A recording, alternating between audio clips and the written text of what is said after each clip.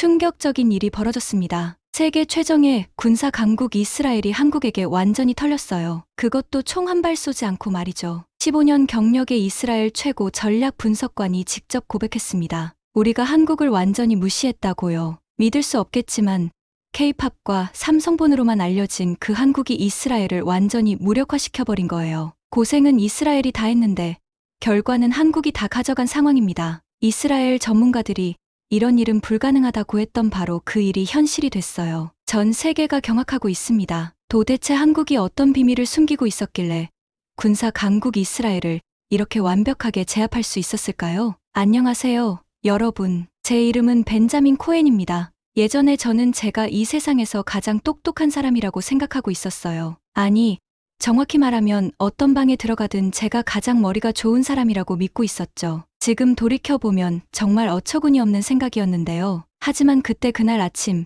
텔아비브에 있는 제 사무실에 앉아 있을 때만 해도 저는 세상 모든 문제를 다 해결할 수 있다고 생각하고 있었습니다. 제 사무실이 어떤 곳이었는지 한번 상상해 보세요. 창문이 하나도 없는 방이었어요. 컴퓨터 화면들이 파란 빛과 초록빛으로 반짝이고 있었죠. 어둠 속에서 말이에요. 벽이라는 벽은 모두 지도로 덮여 있었습니다. 빨간 점들이 세계 곳곳의 위험한 지역들을 표시하고 있었어요. 선들이 도시와 나라들을 연결하며 거대한 거미줄처럼 퍼져 있었죠. 이곳이 바로 제 세상이었어요. 매일매일 일하고 있던 곳이었습니다. 사람들은 저를 이스라엘 군의 전략 분석가라고 불렀어요. 뭔가 대단해 보이는 이름이죠. 하지만 실제로는 그냥 나쁜 놈들이 뭔가 저지르기 전에 미리 알아내는 사람이었어요. 체스 게임 같은 거라고 생각하시면 돼요. 다만 체스판 위에서 말을 움직이는 게 아니라 나라들이 어떻게 싸울지를 미리 예측하는 일이었죠. 15년 동안 저는 이 일을 정말 잘하고 있었어요. 너무 잘해서 사람들이 해결 못하는 문제가 생기면 저를 찾아왔을 정도였죠. 제 책상 위에는 중요한 장군들이 보내준 상장들과 감사 편지들이 쌓여 있었어요. 컴퓨터 화면에서는 수십 개 나라에서 일어나고 있는 일들을 동시에 볼 수 있었죠. 마치 하늘 높이 날고 있는 새가 온 세상을 내려다보는 기분이었어요. 매일 아침이 똑같았어요. 6시에 출근해서 커피를 마시며 전 세계 스파이들과 군인들이 보내온 보고서들을 읽고 있었죠. 점심시간이 되면 보통 몇 주 동안 사람들을 골치 아프게 했던 문제들의 답을 찾아내고 있었어요. 이런 제 모습이 자랑스러웠어요. 아마 너무 자랑스러워하고 있었던 것 같아요. 사무실 벽에는 우주에서 찍은 위성사진들이 붙어 있었어요. 이 사진들은 적군 기지들, 도로들, 건물들을 아주 높은 곳에서 찍은 거라 사람들이 마치 작은 개미처럼 보였죠. 군대가 어떻게 움직이는지 보여주는 차트들도 있었어요. 마치 강물이 지도 위로 흘러가는 걸 보는 것 같았죠. 모든 게 제게는 이해가 되고 있었어요. 모든 게 제가 알 수 있는 패턴을 따르고 있었죠. 우리나라 이스라엘은 작은 나라예요. 주변에는 우리를 별로 좋아하지 않는 나라들이 둘러싸고 있어요. 그래서 우리는 항상 문제에 대비하고 있어야 했죠. 하지만 저는 걱정하지 않고 있었어요. 우리에게는 세계 최고의 기술이 있었거든요. 하늘을 날아오는 로켓을 쏘아 떨어뜨릴 수 있는 시스템도 있었어요. 어떤 적보다도 똑똑한 컴퓨터들도 있었죠. 적어도 그때는 그렇게 믿고 있었어요. 제 생각에는 전 세계에서 우리를 진짜로 위협할 수 있는 나라는 몇 개 없었어요. 큰 군대와 무기살 돈이 많은 나라들 말이에요. 바로 옆에 있으면서 항상 이스라엘에 대해 환한 연설을 하고 있던 이란 같은 나라들이요. 수천 개의 핵무기를 가지고 있던 러시아 같은 나라들이요. 저는 대부분의 시간을 이런 크고 무서운 나라들에 대해 생각하며 보내고 있었어요. 반면에 전혀 생각해보지 않고 있던 나라들도 있었어요. 멀리 떨어져 있고 해롭지 않아 보이는 나라들이요. 좋은 휴대폰과 자동차를 만들지만 위험해 보이지 않는 나라들 말이에요. 한국이 바로 그런 나라 중 하나였어요. 보고서에서 한국을 보면 그냥 이렇게 생각하고 있었죠. 아, 삼성 휴대폰이랑 현대 자동차 만드는 사람들이구나. 기술은 좋지만 군사적으로는 별로 중요하지 않은 나라네. 제가 얼마나 틀렸는지 모르겠어요. 정말 완전히 부끄러울 정도로 틀리고 있었어요. 하지만 그때는 몰랐죠. 그날 아침도 다른 날과 똑같이 시작되고 있었어요. 보고서를 읽으며 커피를 마시고 있는데 전화가 울렸어요. 제 조수인 요하난이었어요. 그는 다른 건물에서 일하며 레이더 화면을 보고 전 세계에서 오는 무선 신호들을 듣고 있었죠. 코엔, 그가 말했는데 목소리에서 뭔가 이상한 게 느껴졌어요. 제가 커피잔을 내려놓고 주의 깊게 들을 만큼 이상한 무언가가 있었죠. 지하 벙커로 와야 해요. 이란이 우리가 한 번도 본 적 없는 뭔가를 하고 있어요. 그 말을 듣고 저는 조금 흥미진진해졌어요. 드디어 재미있는 일이 일어나고 있었거든요. 제가 풀어야 할 퍼즐이 생긴 거죠. 모든 사람들에게 제가 얼마나 똑똑한지 보여줄 기회였어요. 보안카드를 집어들고 문으로 향했어요. 그냥 평범한 또 다른 하루라고 생각하고 있었어요.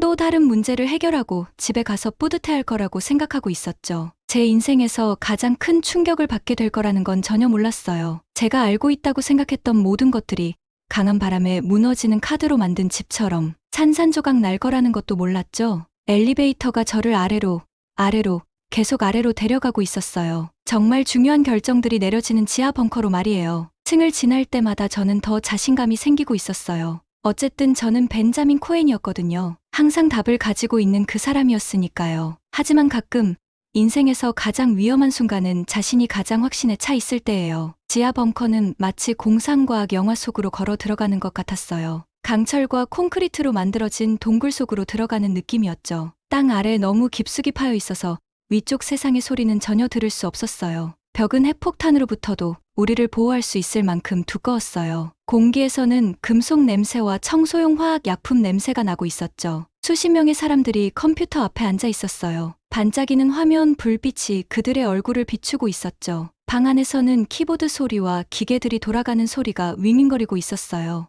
모든 사람이 진지해 보였지만 무서워하지는 않고 있었어요. 그들에게는 그냥 평범한 하루 일과였거든요. 적어도 그때까지는 그렇게 생각하고 있었어요. 요하난이 입구에서 저를 기다리고 있었어요. 키가 크고 짧은 검은 머리에 날카로운 눈을 가진 사람이었죠. 아무것도 놓치지 않는 그런 눈이었어요. 수년 동안 제 파트너였고 이 건물에서 그보다 더 믿는 사람은 없었어요. 하지만 그날 그의 얼굴을 보는 순간 전에 한 번도 본 적 없는 표정을 발견했어요. 혼란스러워하고 있었어요. 뭔 일인지 보여주세요.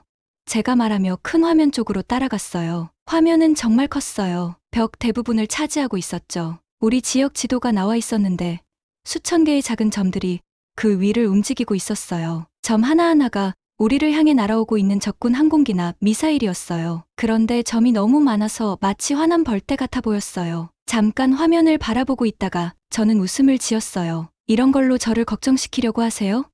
제가 물었어요. 전에도 본 적 있잖아요. 일하는 값싼 드론을 잔뜩 보내서 몇 개라도 뚫고 들어오길 바라는 걸 좋아하죠. 우리 방어 시스템으로 쉽게 막을 수 있어요. 하지만 그 말을 하고 있는 중에도 뭔가 이상한 기분이 들었어요. 화면 위의 점들이 일반적인 드론처럼 움직이지 않고 있었거든요. 거의 예술적이라고 할 만한 패턴으로 날고 있었어요. 마치 누군가가 하늘에서 날아다니는 기계들로 그림을 그리고 있는 것 같았죠. 아이언돔을 가동하세요. 제가 말했어요. 아이언돔은 우리의 유명한 방어 시스템이었어요. 하늘을 날아오는 로켓과 미사일을 쏘아 떨어뜨릴 수 있었죠. 전 세계 사람들이 다 알고 있는 시스템이었어요. 우리의 자랑이자 기쁨이었죠. 시스템이 작동되자 화면에 초록색 점들이 나타나기 시작했어요. 이건 우리 미사일들이었어요. 적군 드론들을 맞히려고 하늘로 날아가고 있었죠. 처음 몇 분 동안은 모든 게 예상대로 작동하고 있었어요. 우리 미사일이 목표물을 맞췄어요. 적군 드론들이 금속 빛처럼 하늘에서 떨어지고 있었죠. 가슴속에서 그 익숙한 따뜻함이 느껴졌어요. 제가 옳았다는 기분이었어요. 모든 게 통제되고 있다는 느낌이었죠. 보세요. 요하난에게 말했어요. 늘 그랬던 것처럼요. 우리가 쏘아 떨어뜨리면 그들은 집으로 돌아가고 내일 신문에서 읽게 될 거예요. 그런데 그때부터 이상한 일이 일어나기 시작했어요. 우리 미사일들이 목표물을 놓치기 시작한 거예요. 몇 개가 아니라 많은 미사일들이요. 하늘로 날아올라서는 빙빙 돌다가 텅 빈 하늘에서 아무 의미 없이 터지고 있었어요. 기술적 문제네요. 제가 재빨리 말했어요. 가끔 그런 일이 있어요. 백업 시스템으로 바꾸세요. 백업 시스템이 켜졌지만 똑같은 일이 일어났어요. 우리 미사일들이 마치 술에 취한 것처럼 이상한 방향으로 날아가며 중요하지 않은 것들만 맞히고 있었어요. 그러더니 레이더 화면들이 하나씩 꺼지기 시작했어요. 마치 누군가가 집에서 방 하나씩 전등을 끄고 있는 것 같았어요. 곧 우리 위하늘에서 무슨 일이 일어나고 있는지 거의 볼 수 없게 되었어요. 이해가 안 돼요. 요하난이 키보드를 빠르게 두드리며 말했어요. 마치 우리 시스템들이 우리와 싸우고 있는 것 같아요. 배 속에서 차가운 기분이 들었지만 애써 무시했어요. 논리적인 설명이 있을 거라고 생각했어요. 항상 논리적인 설명이 있었거든요. 그때 뒤에서 조용한 목소리가 들렸어요. 실례합니다. 벤자민. 돌아보니 나딘 사피르 박사가 서 있었어요. 작은 체구에 회갈색 머리를 단정하게 뒤로 묶고 있었어요. 수수한 옷을 입고 두꺼운 안경을 쓰고 있었죠. 마치 도서관 사서 같아 보였어요. 군사 벙커에 있을 것 같은 사람이 아니었어요. 사피르 박사는 군사사를 연구하는 교수였어요. 가끔 군에서 옛날에는 어떻게 전쟁을 했는지 물어볼 때가 있었거든요. 회의에서 몇 번 만난 적이 있었지만 별로 신경 쓰지 않고 있었어요. 고대 역사가 현대 전쟁에 대해 뭘 가르쳐 줄 수 있겠어요? 여기서 뭘 하고 계세요?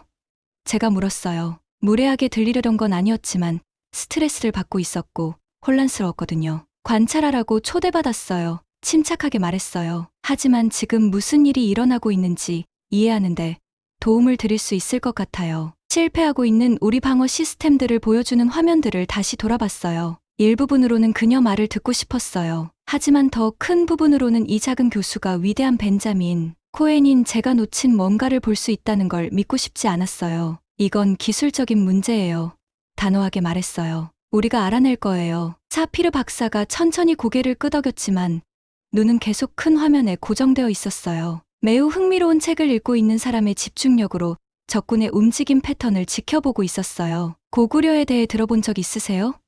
조용히 물었어요. 뭐라고요? 고구려요. 고대 한국 왕국이에요. 침입에 대처하는 흥미로운 방법이 있었거든요. 고대 한국 왕국이 현대 미사일 방어 시스템과는 아무 관련이 없다고 말하고 싶었어요. 도서관으로 돌아가서 진짜 전문가들이 이 위기를 처리하도록 내버려 두라고 말하고 싶었어요. 하지만 뭔가가 저를 멈추게 했어요. 아마도 그녀가 화면을 바라보는 방식 때문이었을 거예요. 마치 우리 나머지 사람들이 읽을 수 없는 이야기를 보고 있는 것 같았거든요. 아니면 더 이상 다른 것들이 말이 안 되고 있었기 때문일 수도 있어요. 제 경력에서 처음으로 제가 중요한 뭔가를 놓치고 있을지도 모른다는 생각이 들기 시작했어요. 10분 37초. 제 온 세상이 무너지는 데에 걸린 정확한 시간이에요. 정확한 시간을 아는 이유는 그 일이 일어났을 때 벽에 걸린 시계를 바라보고 있었기 때문이에요. 빨간 숫자들이 바뀌는 걸 지켜보고 있었어요. 지금이라도 우리 시스템이 다시 작동하기 시작하길 바라면서요. 이건 그냥 일시적인 문제라고 계속 제 자신에게 말하고 있었어요. 우리가 고칠 수 있는 문제라고요. 그런데 그때 요하난이 컴퓨터 화면에서 고개를 들더니 전에 한 번도 본 적 없는 표정을 지었어요. 얼굴이 하얗게 질려 있었어요. 마치 귀신이라도 본 것처럼요. 손이 떨리고 있었어요. 자기 모니터를 가리키면서 말이에요. 선생님. 큰 방에서 그의 목소리가 아주 작게 들렸어요. 이걸 보셔야 해요. 그의 자리로 걸어갔는데 다리가 이상하게 무겁게 느껴졌어요. 화면에는 컴퓨터 코드가 흘러가고 있었어요. 대부분 사람들이 이해하지 못할 숫자와 글자들이 줄줄이 나와 있었죠. 하지만 저는 읽을 수 있었어요. 그리고 제가 본 것 때문에 심장이 멈출 뻔했어요. 우리 방어 시스템이 고장난 게 아니었어요. 말썽을 부리고 있던 것도 아니었어요. 누군가 다른 사람이 조종하고 있었던 거예요. 비디오 게임을 하고 있는데 갑자기 컨트롤러를 만지지도 않았는데 캐릭터가 저절로 움직이기 시작했다고 상상해보세요. 바로 우리 미사일과 레이더에 일어나고 있던 일이에요. 다른 누군가가 우리 게임을 하고 있었고 그들이 이기고 있었어요. 신호가 어디서 오고 있나요? 제가 물었어요. 답을 듣기가 무서웠지만요. 요하난이 컴퓨터에 명령어를 치며 전자 신호를 그 출처까지 추적했어요. 한 단계씩 나아갈 때마다 제가 예상했던 것에서 점점 멀어지고 있었어요. 추적된 경로는 이란에서 멀어지고 있었어요. 러시아에서도 멀어지고 있었어요. 제가 수년 동안 지켜보고 걱정했던 모든 나라들에서 멀어지고 있었어요. 주요 조종 신호는 요하난이 천천히 말했어요. 아랍에미리트에서 오고 있어요. 하지만 케이네트링크라는 걸 사용하고 있어요. 그건 문장을 끝내지 않았지만 그럴 필요도 없었어요. 케이네트링크 뭘 의미하는지 알고 있었거든요. K는 코리아, 한국을 뜻했어요. 한국이요. 화면을 바라보며 그 글자들을 계속 읽고 또 읽었어요. 말이 되는 다른 것으로 바뀌길 바라면서요. 하지만 그대로였어요. 한국. 제 스마트폰과 자동차를 만든 그 나라가 방금 이스라엘의 가장 첨단 방어 시스템을 장악한 거였어요. 주변 방이 빙빙 돌고 있는 것 같았어요. 이란의 군사 계획을 연구했던 모든 그 세월들이요. 러시아 무기와 중국 사이버 공격에 대한 모든 그 보고서들이요. 잘못된 적들을 걱정하며 보냈던 모든 그 밤샘 근무들이요. 그럴 리 없어요. 제가 말했지만 그 말이 입에서 나오는 순간에도 그게 거짓이라는 걸 알고 있었어요. 불가능한 일이 아니었어요. 방금 일어난 일이었거든요. 사피르 박사가 우리 작업대로 더 가까이 다가왔어요. 침착해 보였어요. 마치 학생들이 수학 문제를 풀기를 기다리고 있던 선생님 같았어요. 불가능한 게 아니에요. 부드럽게 말했어요. 그냥 예상 못한 거죠. 가끔 가장 위험한 상대는 절대 연구해볼 생각도 하지 않았던 상대예요. 그녀와 논쟁하고 싶었지만 할 수 없었어요. 증거가 바로 화면에 떠 있었거든요. 한국은 더 큰, 무기나 더 많은 군인으로 우리를 공격하지 않았어요. 훨씬 더 똑똑하고 훨씬 더 무서운 일을 한 거였어요. 우리 자신의 힘을 우리에게 돌려놓은 거예요. 마치 마술 같았어요. 다만 동전을 사라지게 하는 대신 우리 전체 군대를 우리 자신의 통제에서 사라지게 한 거였죠. 계획회의에서 한국을 무시했던 모든 그때들이 생각났어요. 그냥 나라인 척하는 기술, 회사라고 말했던 모든 그때들이요. 조용하고 똑똑한 적을 무시하면서 더 크고 시끄러운 위협들에만 집중했던 모든 그때들이요. 큰 화면에서 우리의 남은 방어 시스템들이 하나씩 꺼지고 있는 게 보였어요. 파괴되어서가 아니라 한국의 누군가가 전등 스위치처럼 끄고 있었기 때문이었어요. 더 이상 자신들이 하고 있는 일을 숨기려고 하지도 않고 있었어요. 어떻게? 다른 누구에게라기보다는 제 자신에게 속삭였어요. 사피르 박사가 어쨌든 들었나 봐요. 1500년 전 고구려가 훨씬 더 큰 군대들을 물리쳤던 것과 같은 방법이에요. 말했어요. 더 강해지려고 하지 않았어요. 더 똑똑해지려고 했죠. 적들의 크기와 힘을 약점으로 바꿔버린 거예요. 가슴속에서 뭔가 부서지고 있는 걸 느꼈어요. 심장이 아니라 더 깊은 무언가가요. 제 자신감이었어요. 세상이 어떻게 돌아가는지에 대한 제 확신이었어요. 똑똑하다는 것이 모든 걸 예측할 수 있다는 뜻이라는 제 믿음이었어요. 젊고 오만했던 벤자민 코엔, 1시간 전 모든 답을 알고 있다고 생각하며 이 벙커로 걸어 들어왔던 그 사람은 사라졌어요. 남은 것은 자신이 줄곧 잘못된 질문들을 하고 있었다는 걸 깨달은 사람이었어요. 이 지하 방 밖에서는 전쟁이 아직 일어나고 있었어요. 하지만 진짜 전투, 현대 세계에서 힘이 실제로 어떻게 작동하는지에 대한 제 이해를 위한 전투는 이미 끝나 있었어요. 한국이 이긴 거였어요. 총 한 발 거의 쏘지도 않고 말이에요. 패배 후 몇 주 동안은 마치 안개 속에서 살고 있는 것 같았어요. 매일 아침 일어나면서 모든 게 나쁜 꿈이었으면 좋겠다고 바라고 있었어요. 하지만 출근해서 책상 위에 놓인 똑같은 보고서들을 보면서 현실을 받아들여야 했죠. 전쟁에 대해 제가 알고 있다고 생각했던 모든 것들이 틀렸다는 그 증거들을 말이에요. 우리에게 무슨 일이 일어났는지 이해하는 것에 완전히 빠져 있었어요. 평소 시간에 집에 가는 것도 그만뒀어요. 제때 밥 먹는 것도 그만뒀어요. 밤늦게까지 사무실에 앉아서 한국 군사력에 대해 찾을 수 있는 모든 정보를 읽고 있었어요. 마치 퍼즐 조각의 절반이 없는 상태에서 퍼즐을 맞추려고 하는 것 같았어요. 수년 동안 제 보고서에서 한국을 무시하고 있었거든요. 전자제품이랑 케이팝 만드는데 대부분의 에너지를 쓰는 것 같은 작은 나라를 연구하는데 왜 시간을 낭비하겠어요? 이제 깨달았어요. 이런 생각이 제 가장 큰 실수였다는 걸요. 요하난이 이 조사에서 제 파트너가 되었어요. 제가 상처받은 자존심으로 고전하고 있는 동안 그는 한국이 우리에게 한 일의 기술적 세부사항들에 집중하고 있었어요. 매일 아침 새로운 발견들을 가지고 제 사무실에 와서는 범죄를 해결하는 탐정처럼 서류들과 컴퓨터 출력물들을 제 책상 위에 펼쳐놓곤 했어요. 이것 좀 보세요. 우리 시스템이 어떻게 장악되었는지 보여주는 차트를 가리키며 말했어요. 우리 방어망을 부순 게 아니에요. 우리 방어망이 대신 자기들을 위해 일하도록 설득한 거예요. 동시에 훌륭하면서도 무서운 일이었어요. 우리 미사일을 파괴하려고 하는 대신 한국은 우리 미사일들이 자기들과 같은 편이라고 생각하게 만드는 방법을 찾아낸 거였어요. 우리 자신의 무기가 우리에게 등을 돌린 거였어요. 마치 전투 중에 군인들이 편을 바꾸는 것처럼요. 사피르 박사는 그 몇 주 동안 거의 매일 제 사무실을 찾아왔어요. 현대 전쟁과는 아무 관련이 없어 보이는 오래된 책들과 역사 지도들을 가져왔어요. 하지만 천천히 고대 한국의 군사 전술과 우리에게 일어난 일 사이의 연결점을 이해하도록 도와주었어요. 고구려는 1000년도 넘게 전에 존재했던 한국 왕국이에요.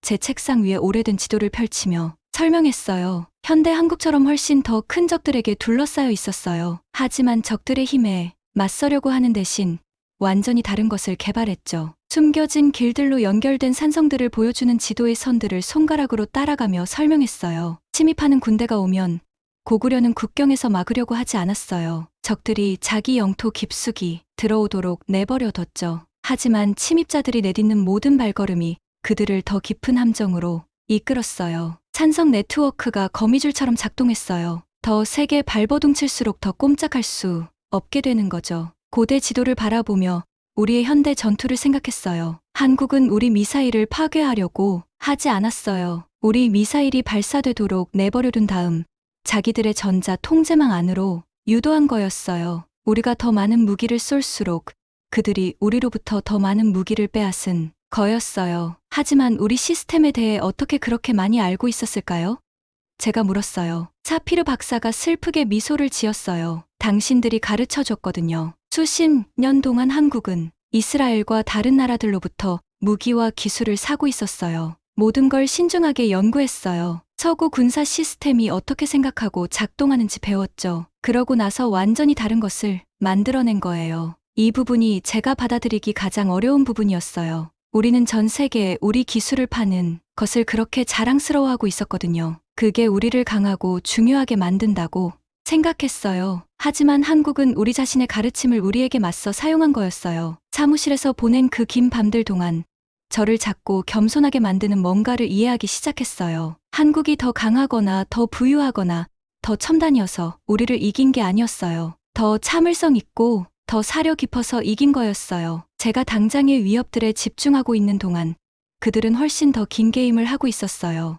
제가 전투에서 이기는 법을 공부하고 있는 동안 그들은 싸우지 않고 이기는 법을 공부하고 있었어요. 제가 예상하는 종류의 전쟁에 대비하고 있는 동안 그들은 아무도 예상하지 않는 종류의 전쟁에 대비하고 있었어요. 전에는 읽어볼 생각도 하지 않았던 한국 군 지도자들의 오래된 인터뷰들을 찾았어요.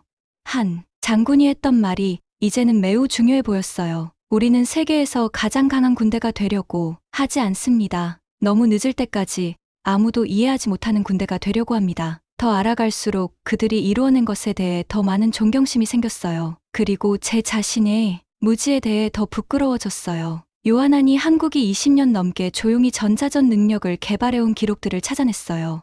참을성 있고 신중하고 자신들의 진짜 능력을 숨기는데 믿을 수 없을 만큼 똑똑했어요. 모든 사람이 그들을 그냥 휴대폰이랑 자동차 잘 만드는 나라라고 생각하게 내버려뒀어요. 요하난이 말했어요. 하지만 그 모든 시간 동안 다른 사람들의 무기를 자기들 무기로 바꾸는 법을 배우고 있었던 거예요. 그 힘든 몇 주가 끝날 무렵 세상을 보는 방식을 바꾸는 뭔가를 배웠어요. 가장 위험한 적이 항상 가장 시끄럽게 떠드는 놈은 아니에요. 가끔은 구석에서 조용히 지켜보고 배우고 완벽한 순간을 기다리며 자신이 진짜 뭘 할 수 있는지 보여줄 때를 기다리는 놈이에요. 한국이 바로 그런 조용한 적이었어요. 그리고 저는 너무 자만해서 눈치채지 못했던 거예요. 6개월 후 저는 히브리 대학교의 젊은 군 장교들로 가득한 강의실 앞에 서 있었어요. 밝고 깨끗한 방이었어요. 큰 창문들을 통해 예루살렘의 햇빛이 들어오고 있었죠. 제 세상이 무너졌던 그 어둡고 지하 벙커와는 정말 달랐어요.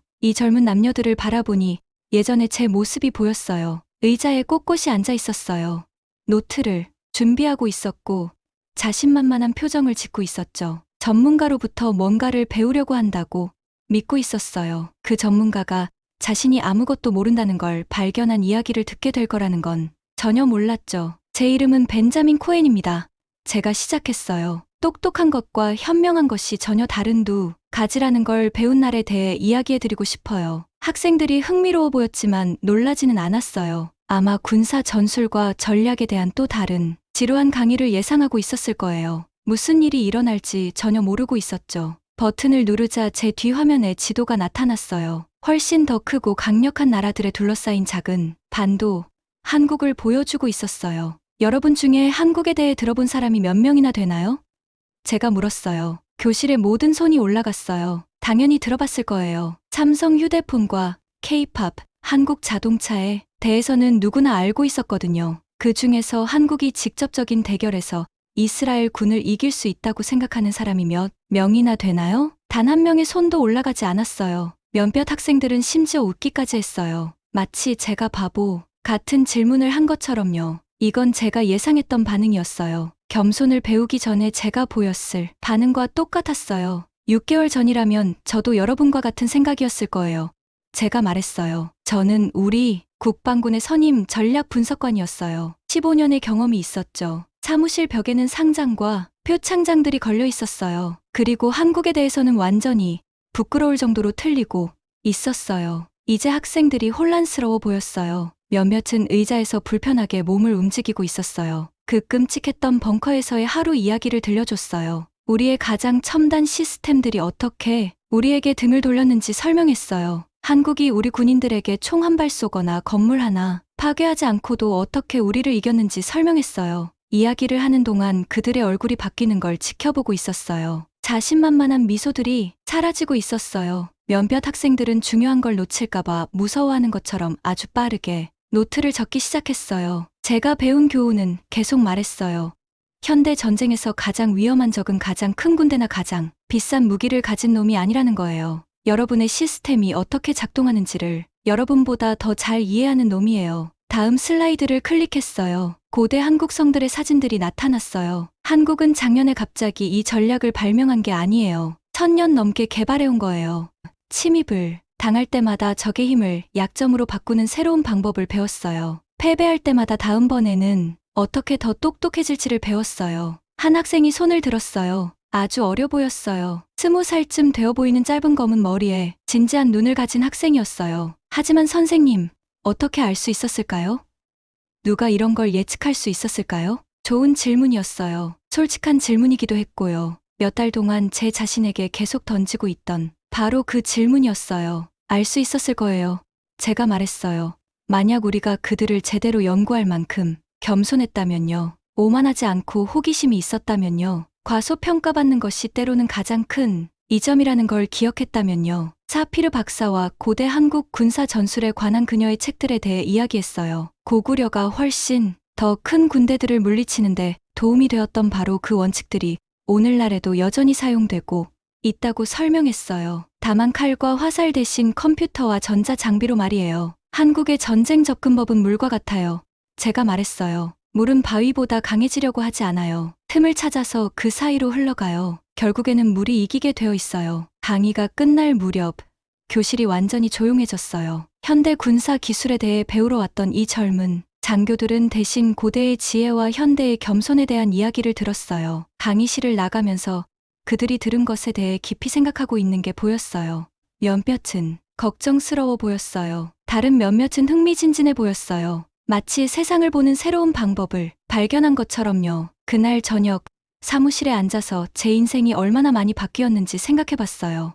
한국과 마주하기 전에는 모든 답을 가지고 있다고 생각하는 사람이었어요. 이제는 더 나은 질문을 하는 것의 중요성을 이해하는 사람이 되어 있었어요. 요즘 사람들이 제게 어느 나라가 가장 무서우냐고 물으면 항상 같은 답을 해요. 한국이라고요. 그들이 악하거나 공격적이어서가 아니라 조용히 믿을 수 없을 정도로 강해지면서도 과소평가받는 기술을 완벽하게 익혔기 때문이에요. 예전에 벤자민 코엔은 6개월 전 그 벙커에서 패배했어요. 새로운 벤자민 코엔은 그 패배로부터 태어났어요. 그리고 훨씬 더 현명한 사람이 되어 있었어요. 여러분, 어떠셨나요? 이스라엘이 15년 동안 쌓아온 자신감이 단 하루 만에 박살나고 한국이 조용히 준비해온 진짜 실력이 드러나는 순간을 함께 봤습니다. 정말 소름 돋지 않나요?